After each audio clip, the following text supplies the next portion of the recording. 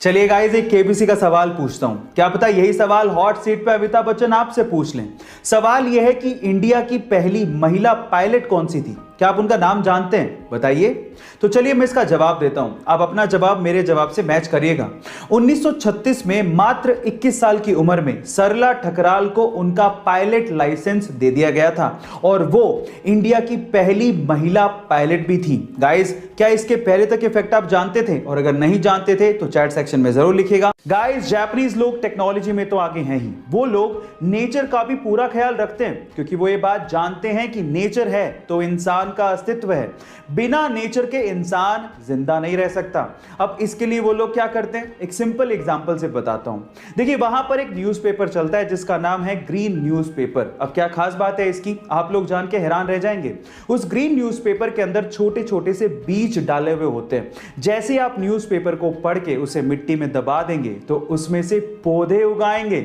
Oh my God, है ना amazing fact. Guys, आजकल के जमाने में लड़कियों का शॉर्ट्स और शॉर्ट स्कर्ट्स यानी कि छोटे कपड़े पहनना आम बात है, लेकिन अगर मैं आपसे सवाल पूछूं कि इतिहास में सबसे पहली बार किस लड़की ने शॉर्ट्स पहनने की शुरुआत की थी, तो आप लोग क्या जवाब देंगे?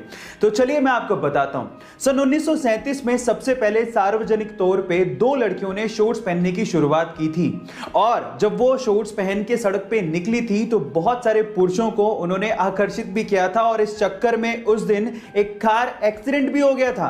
गाइस, है ना अमेजिंग फैक्ट। वुंडा नाम की एक चिंपैंजी कुपोषण की शिकार थी और इसी वजह से वो मरने की कगार पर थी। तब उसे जेन गुडोल नामक एक महिला अपने चिंपैंजी रिहैबिलिटेशन सेंटर पर लेके आ गई और उसकी खूब सेवा करी। थोड़े दिनों बाद वो अच्छी हो गई। उसके बाद जब उसे वापस चिंपोंगा आइलैंड पर वो लोग छोड़ने गए और जैसे ही पिंजरा खोला तो वो चिंपैंजी हरियाली देख के और अपना घर देख के बहुत ज्यादा खुश हो गई और इतनी भावुक हो गई कि वो जेन के गले लगी और काफी देर तक उसके साथ चिपकी रही। वो उसे शुक्रिया कह रही थी। गाइस, अगर इंसानों को अपना अस्तित्व बचाना है तो हमें इन जानवरों को, पशु पक्षियों को, प्रकृति को बराबर का दर्जा देना होगा और उनकी केयर करनी होगी, तभी हम बच पाएंगे। गाइस, आप लोगों ने कैब बुक करने के लिए कभी ना कभी उबर का इस्तेमाल तो किया होगा।